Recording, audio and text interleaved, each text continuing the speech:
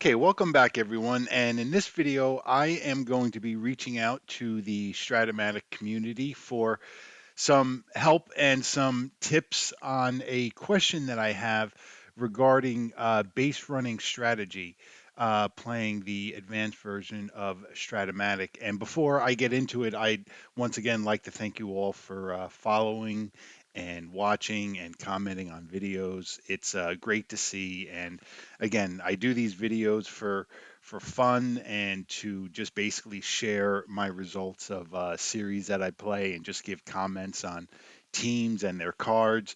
And I absolutely love seeing people's feedback regarding the games I play and even pointing out some mistakes that I may make along the way. That's okay too. The question that I have regards when you have a runner on third with less than two out and the infield is in.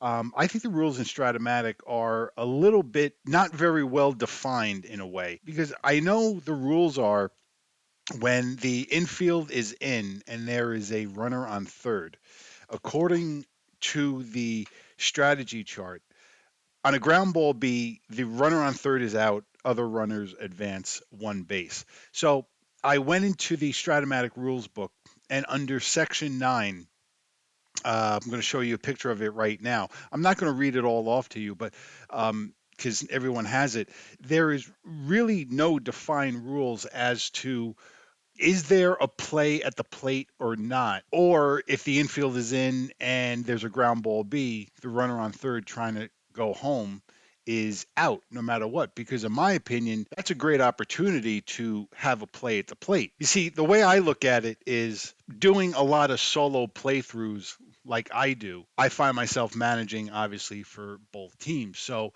when situations call for it, I'll say, okay, the infield is in here. However, there may be instances where the offensive manager would say, okay, your infield is in, but my guy is not automatically coming home. For example, the way I look at runner advancement on third base with the infield is in, and this is the offensive manager in me speaking. The way I've always looked at it is if you got a runner on third with one out and you are ahead in the game, if you're tied in the game, or if you're down one, you're bringing that runner home most times, especially when you have runners on second and third. If you got runners on second and third, then absolutely bring the guy home because even if he's out, then you're in the same situation you were before where you have a runner on third and two out anyway. What's the difference? But I think when there's a runner on third, I really feel like it should be up to the manager's discretion where they say, okay, if the ball's hit the third or first, don't come home. If the ball's hit the second or short, even with the infield in, come home. Or if the ball is hit to this guy who may not be that great defensively or doesn't have a great arm, then you come home.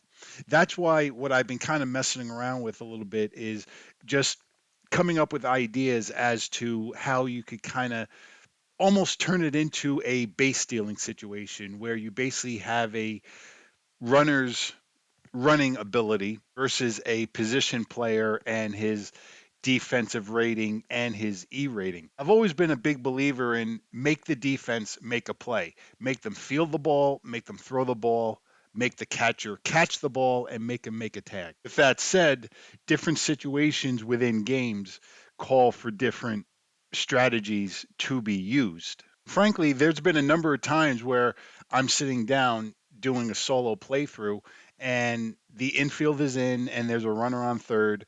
I roll a ground ball B and I just defer to the strategy chart and mark the player on third being thrown out trying to score at the plate.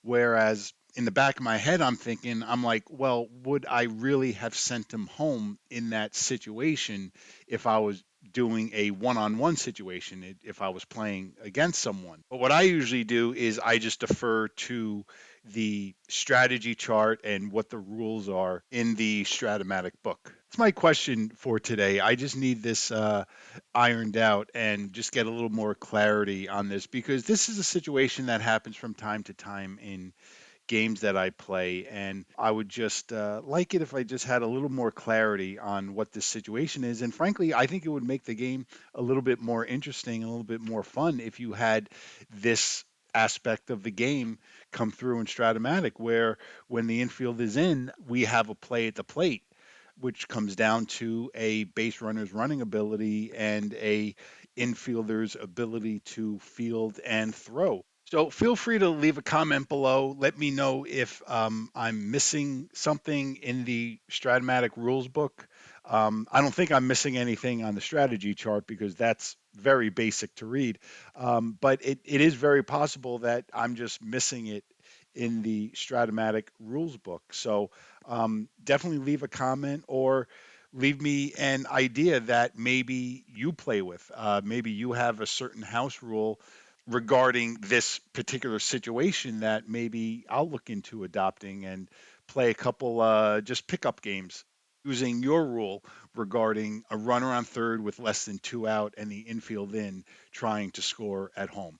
So, once again, I thank you all for watching. It is greatly appreciated, and I'll talk to you all down the road.